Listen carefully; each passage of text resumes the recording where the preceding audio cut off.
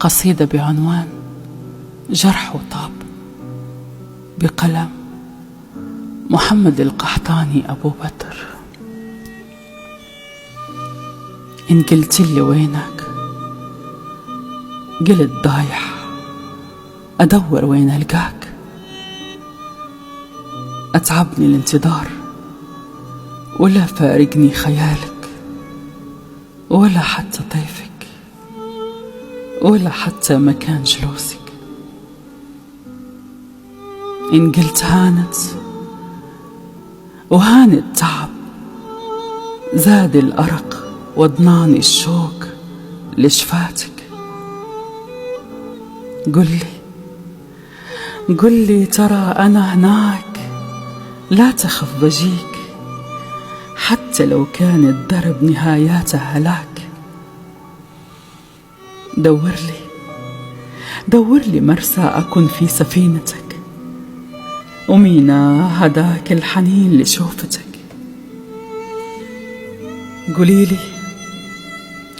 قولي لي ترى أنا هناك، ولا تخف بجيك حتى لو كان الدرب نهاياته هلاك. لا نويتي تنسين ديك الأيام، اسألي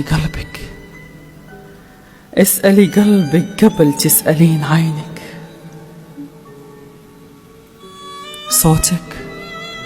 صوتك لوحدها عشق لأذني، وشوفتك تشفي كل علة، ولا تهنى النفس إلا معاك.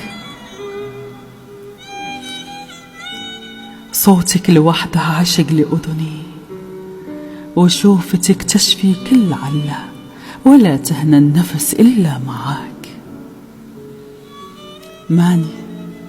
ماني طيب، بس طب جرحي ونسيان ما فات من عمري.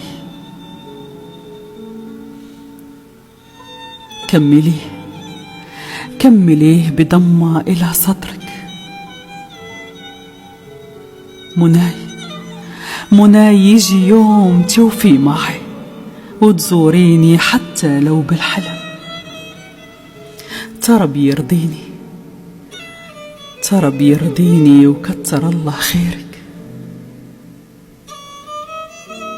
إن شفتني أدور لك بين زوايا البيت، تراك أوصلتني المجنون فيك واكتفيت. إن شفتني أدور لك بين زوايا البيت، تراك أوصلتني لمجنون فيك واكتفيت.